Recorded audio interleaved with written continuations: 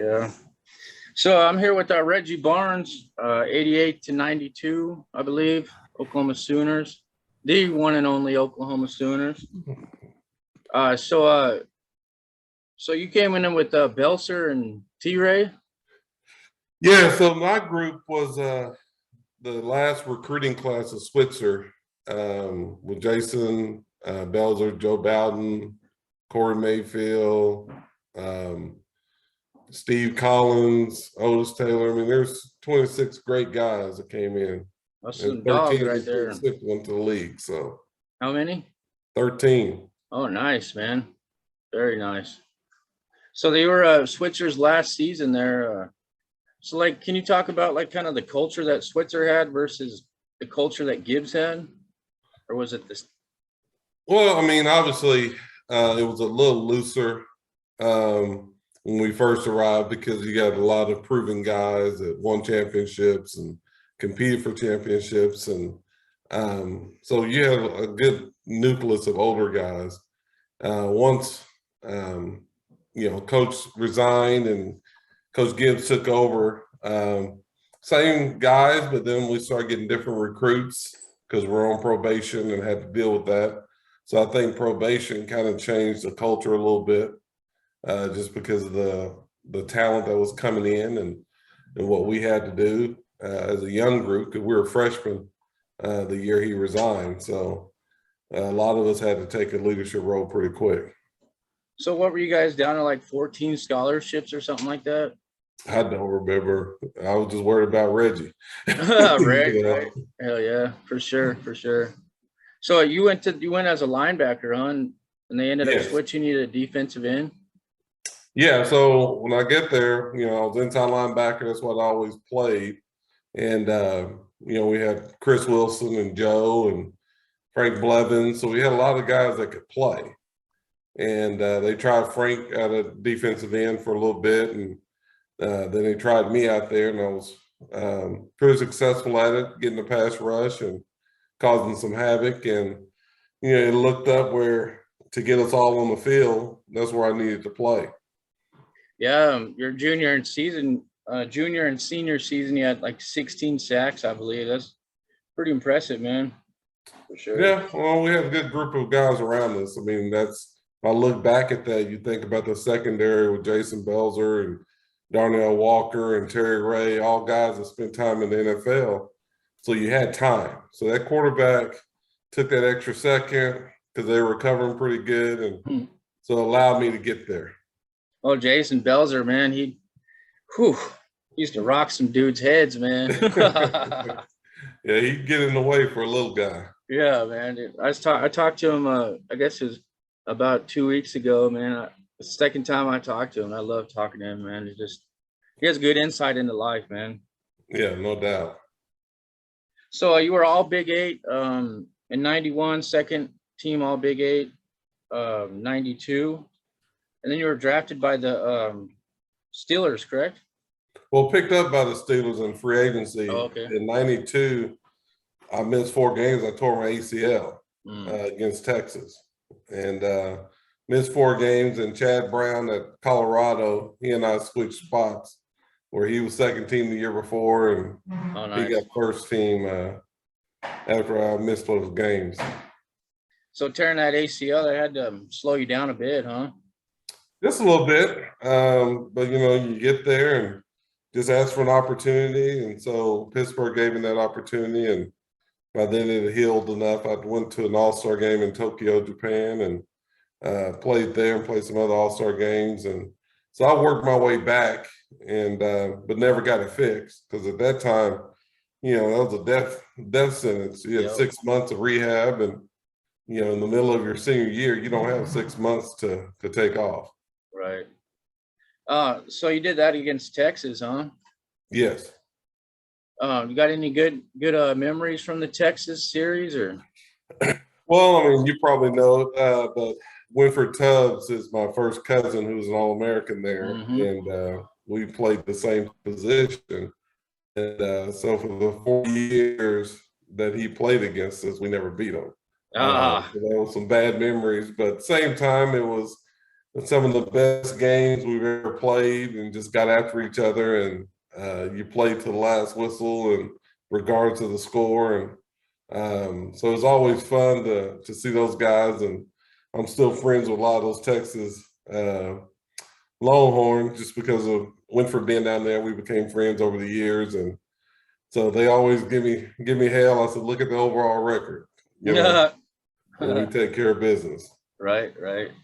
Yeah, it's man, it's they're in a tough spot. Like Texas, like just culturally, it just seems like they've created a culture of losing around there, and they seem to be okay with it. I mean, it just the coaches are just so ho hum about everything. It seems like, you know. Well, you know, I think Austin does a lot to players down there. It's just so big city.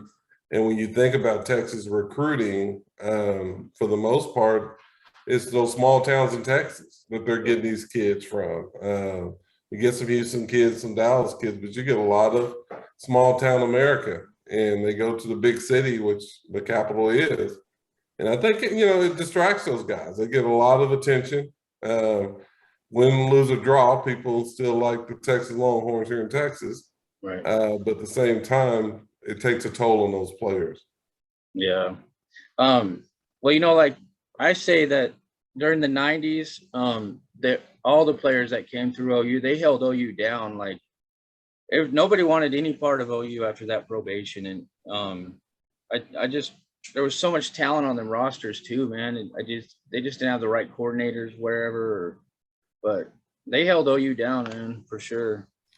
Yeah, no doubt. And it was, you know, it was tough.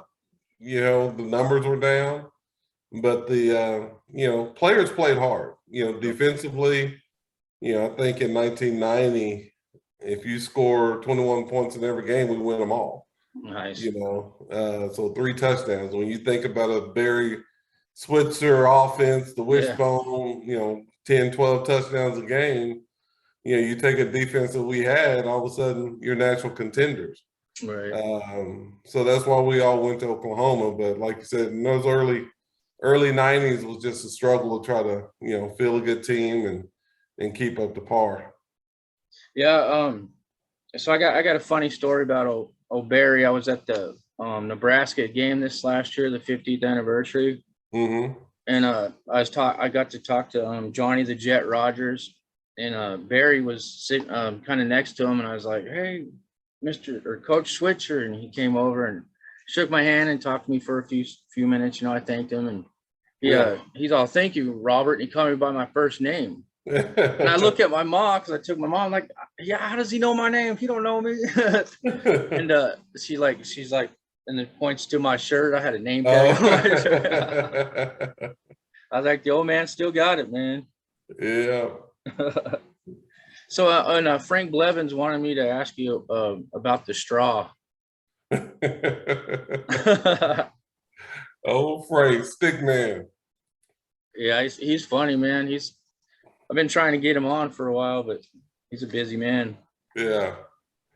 No, So, that was I think Corey Warren came up with that phrase about me. Just at that point in time, you know, someone had to step up as a leader, and Coach Gibbs had a meeting, and we have a team meeting, and he uses that phrase saying that, you know, I was the straw that stirs the drink. Nice, man. And you know, a lot of it just intensity, bringing that off the edge, and you know, having that energy level. And so it kind of stuck with me once he said it. You know, the guy's going to give me a hard time. Well, I know the energy was there. I love watching your celebrations, man. After you make a big play. Yeah. Always good, man. Good stuff. Well, and I tell my son now, who's playing, you know, played at OU, now he's out at University of Colorado finishing up. And, nice. You know, so you got to love what you're doing. And part of not to, you know, get in anyone's face or demean him in any way. I always celebrate it away from the player that I tackled or hit. But you just let the crowd know, hey, I love what I'm doing. Nice. And so we had a good time with that. For sure. And you were talking about Joe Bowden and Corey Warren. He was telling me about having to practice crackbacking on Joe Bowden in practice. Oh yeah. No, those practices got pretty heated, and we would look out there at those cornerbacks and say, if he comes, you just tell me. Because we didn't care where the ball was. We would look up those little, receivers trying to come in there and take them out. And so hey, I don't care if you get 10 yards, but you're not going to ear hold me. Right. He's like, if you see the whites in their eyes, you're already. Yeah, no, we're going to turn and look you up. I mean, that's the whole thing. Once we turn around and look at you, they typically went the other way, or they didn't come as hard as they wanted to. Nice. I think said it was a business decision with you guys. Exactly. For sure, man. So you said your boy's in Colorado, huh? You left, transferred out of OU, or? Yeah, he graduated, and he needed to move to linebacker. Mm-hmm. And OU has a good depth at linebacker, and so obviously with Brian just getting drafted, so we knew what we had up against us there. And fortunate enough with COVID and the things that's going on, they ended up having an extra 2 years. Nice. And so it was just good timing for him to, he've already graduated, go out there and get his master's, learn a different position, get bigger, stronger, faster. And so right now he's, 6'3", 230. Nice. And, he's going to run a 4.5 plus. And so he's the right position for him. It just took his body a while to catch up to him where he needed to be. And so, we're praying he stays healthy this year like he did last, and he'll be fine. That's probably about the size and speed of Awesomewall, huh? Yes. Well, he's Robert's taller. Oh, okay. Yeah. Nice. Very nice. Cool. So he played under Riley? Yes. In Stoops, or just Riley? Same. It was the same. It was kind of eerie. Right. Coach Stoops resigned as Robert was moving into the dorms. No, wow. Coach Switzer resigned after the season was over. Yeah. But freshman year, to have the guy that recruited you, step down, was kind of eerie. 18 or probably 25 years later. Yeah, right. Him being in that position that I was in when I was there. How do you feel about that whole situation with Riley? Or, I mean, I just kind of like to get a player's view on it, as far as like, I think he could have handled it much better. I know it's a business. Yeah. I mean, careers are careers. And just like, Stoops leaves Florida to come to Oklahoma, and Venables leaves, Clemson to come to Oklahoma. So it's a business. And we realize that, the thing that I wish that he had handled a little bit better is because these coaches are going into these families telling them that they're going to be there for their kid for the next 4 or 5 years, and, I wish they'd just be honest and say if a better job comes, I'm leaving, right. And then their recruiting would hurt. Right. But just the way it was handled, I disagree with. I don't blame him for making the decision. But, when you do make those promises to those families and those kids, you need to do your part. Yeah. Yeah, I feel you. Like when they're just sitting in there eating, like at a family's table, like eating dinner with them, that's pretty personable thing, and just sit there and lie to your face. And I mean, I'm sure he didn't know at the time, but he did know before he left or whatever, I'm sure at least a month or two. It's not a decision make overnight. And to have a 5-minute, exit with all his players, that could have been done a lot better. Yeah. But we got a good man in Coach V now, I believe. Yeah, no, he's gonna be fine.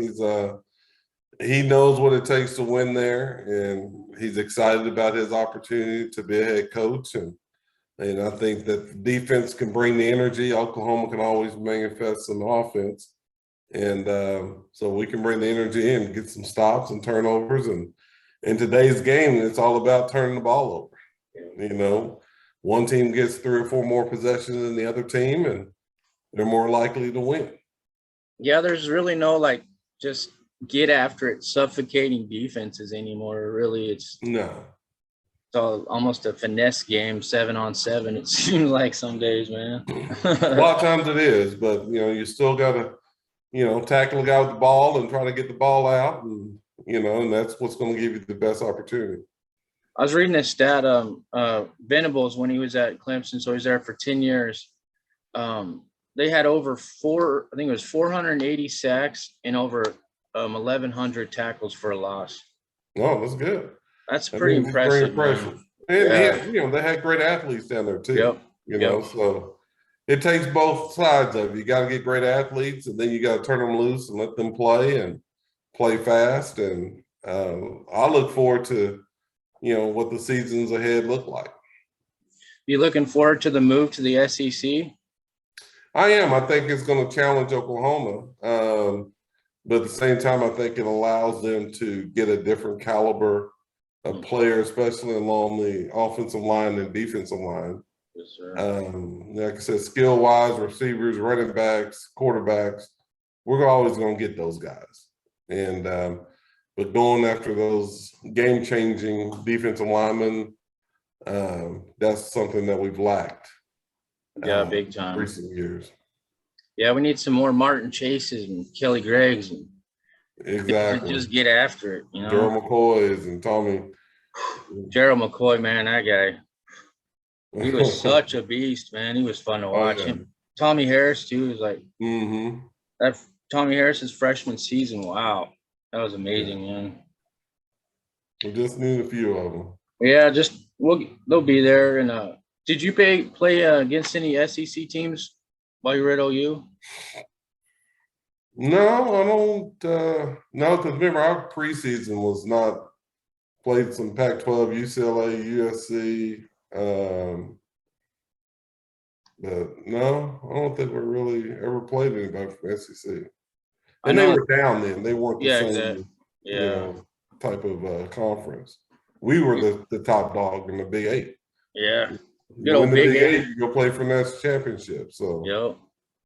It's like I made this video last night about all the great coaches that come through Norman, and so I was watching some old reels of Barry, and man, he could get you guys going, man, and he loved you guys, man. It just seemed like he honestly, truly loved you guys.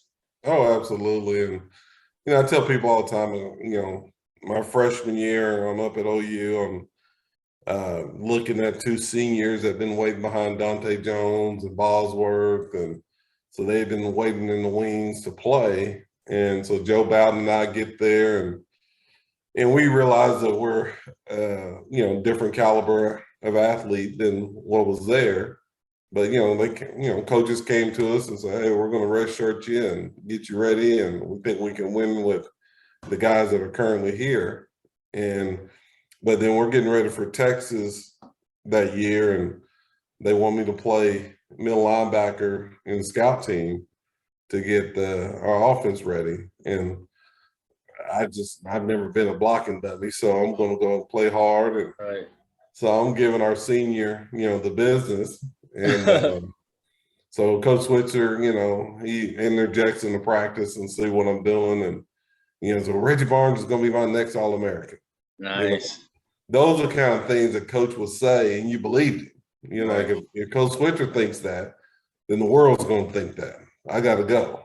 And, you know, that week of practice and after the game, we beat them. And, you know, the senior, you know, comes up to me and says, "Hey, their guy."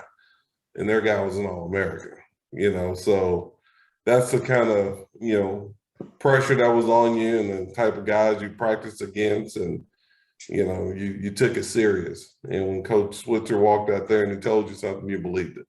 So, yeah, you run through a wall for him. All right. Yeah. Yeah, for sure. Yeah. So, oh yeah. So you said that they redshirt. Did they take your red shirt off?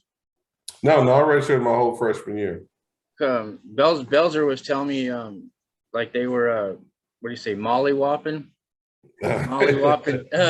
Kansas, I think it was, or something, and the defensive coordinator come up and ask him and Charles Franks, I think it was, and T-Ray, they wanted to burn up their red shirt because they were just beating people. You guys were beating up on people, man. Yeah, no, it was, you know, that offense was still clicking with Stafford and, you know, Leon Perry and all those guys. And like I said, it was a heavy senior group when we got there. And so yeah, they pulled Jason and Darnell Walker. He came in as a transfer. The Charles Franks and T. Ray, they all got some playing time, and that's what made us better that next year because that back end was so strong and talented. Yeah, it's God, they were good. It's crazy. So was Gibbs the one that brought in wanted to bring in the passing game, or?